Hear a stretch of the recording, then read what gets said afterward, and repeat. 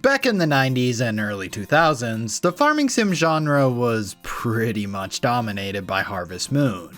Fast forward a couple years though, and that's not really the case anymore. Like, it's kinda crazy how different things are now compared to when this genre first started. Now, I've already talked about all this before, but to get everyone caught up. Okay, so there's this game called Bakujo Monogatari, right? So Natsume started publishing, then Victor Interactive Software, and because of that, we now have Story of Seasons and Harvest Moon.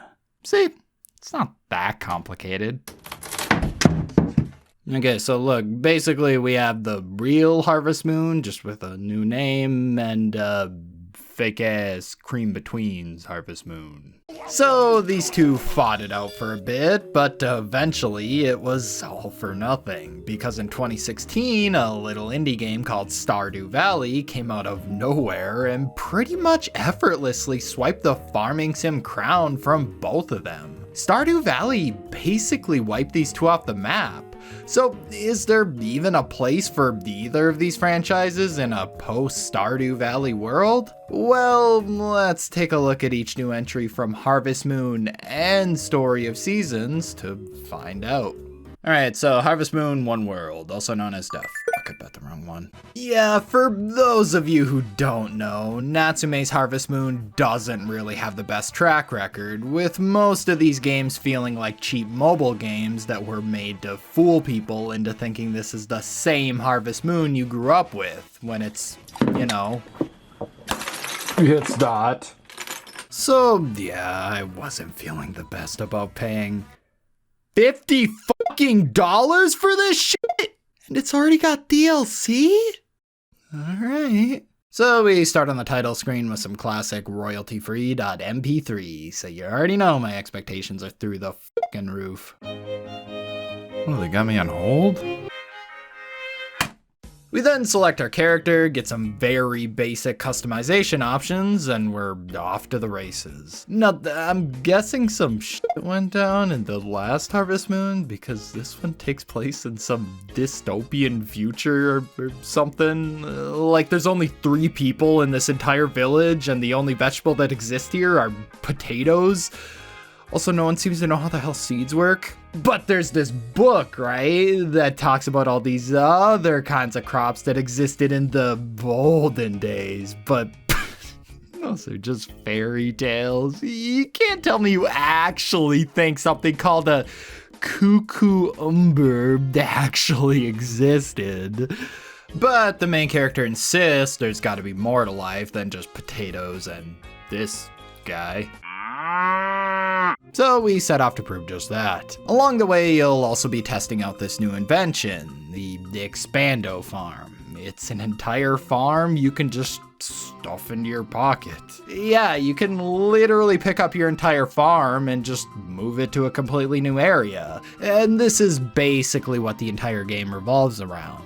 Honestly, I thought this was such a stupid gimmick. I mean, one of the main appeals of these types of games is growing attached to a small community as you build up your farm. If you're constantly on the move, you'll never get the chance to experience that. But the more I played, the more I started to really like this idea. Like, it's exciting to move your farm to a completely new region and discover its unique elements. What are the people like here? What kind of crops do they grow? You may not be able to become attached to these areas like you do in other farming games, but it keeps things fresh and is a really nice change of pace from the usual farming game setup. For example, in other farming games like Stardew Valley, once you've seen everything the area has to offer, that's it.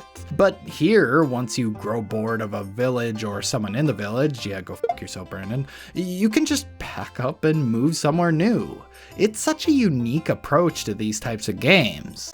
However, while the idea definitely stands out, the actual execution is pretty awful. The world just isn't worth exploring. It's all a bunch of small villages connected by these super boring and linear paths. Also, you can only set up your farm in these very specific spots, so like 99% of the world is just empty filler. There isn't even much to the different regions, with each feeling basically the same with a different regional coat of paint splattered on top. Same goes for the characters, with none of them having any real depth at all, which makes it hard to grow attached to any of them.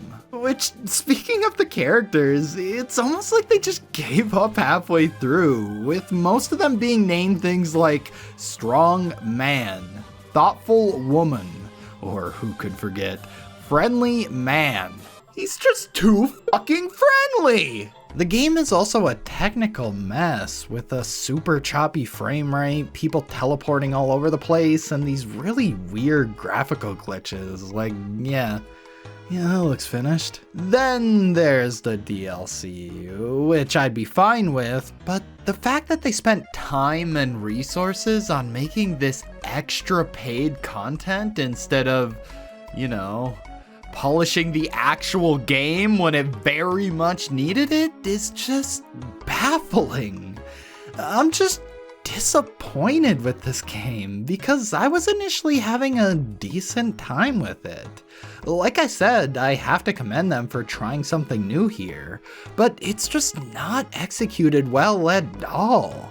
I'd love to see this idea fully realized in a better game, and who knows, maybe they'll continue to refine it with future entries. But for now, I just want my $50 back. Also, I love how if you type Harvest Moon in on the eShop, Story of Seasons comes up. Like, even Nintendo knows this is the one you actually want. Which, speaking of, Story of Seasons, Pioneers of Olive Town. Holy shit, is this game boring. At first. Yeah, this is just a problem that every modern Story of Seasons game has, and unfortunately it doesn't look like they did much to fix it here. They just take so long to get going with all of these super unnecessary tutorials shoved down your neck. It's like they don't respect the player at all and just assume you have no idea what farming even is. The hell is this shit? Once you get past all of that though, this is just a pretty standard farming game. And that's exactly why I find it so disappointing. Now, don't get me wrong, I like this game, it just doesn't do anything new or groundbreaking. It's all stuff I've seen before, and most of it is stuff that's already been done way better in previous entries. There's also quite a few borrowed elements from other series like Stardew or Animal Crossing, which is fine, but they just don't add much to the overall experience. Like you start out in a tent on a deserted piece of land like in New Horizons, you donate to a museum like in Stardew, there's even the Zeg Festival, which, yeah, they're not even trying to hide it. It just feels like they threw this stuff in because all these other popular games are doing it, so I guess we have to do it too.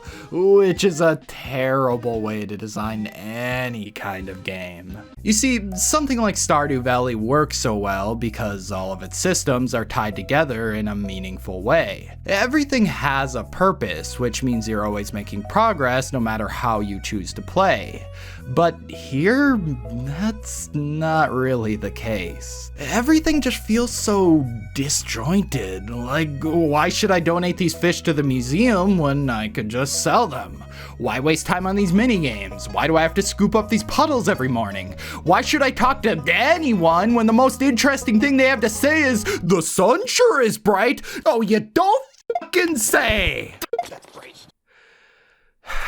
I don't know. This game's alright, I guess. It just doesn't do anything to really define itself. And because of that, it ends up feeling pretty forgettable. Like, even though Harvest Moon 1 World was a broken mess of a game, I'll at least remember it for its unique concept, but this? It's just another Story of Seasons game. I see no reason at all to play this one over any of the other entries. Basically, Harvest Moon is the more interesting but broken game, and Story of Seasons is more polished but doesn't do anything noteworthy. So back to my original question then, do either of these franchises have a place in a post-Stardew Valley world? Honestly, right now, no. Both of these games are $50 goddamn dollars, while Stardew Valley is over here for less than half of that and has been offering free content updates since 2016. With either of these games, you're literally paying more than double the price for what? 3D visuals? But just because they aren't on the same level as Stardew Valley now, doesn't mean I think they should just throw in the towel. Competition in any industry is always a good thing. It encourages innovation and gives consumers a choice. I'd love to see a world where the farming sim genre is just as competitive as any other genre, with each series doing its best to outdo the rest. But right now, your choices are just Stardew Valley or nothing. And I find that to be pretty frustrating. I mean, Story of Seasons has been going on for 25 years now, and this is all they have to offer? Like I said at the beginning of this, the farming sim genre is very different now compared to how it was a decade ago, but Harvest Moon and Story of Seasons just don't seem to agree?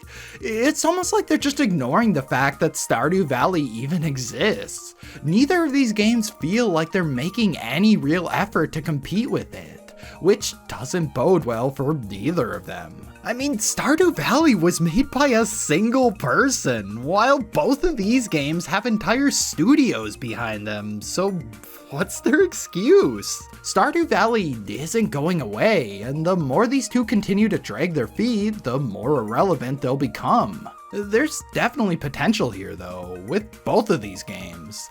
They just need to stop ignoring the elephant in the room and actually put up a fight.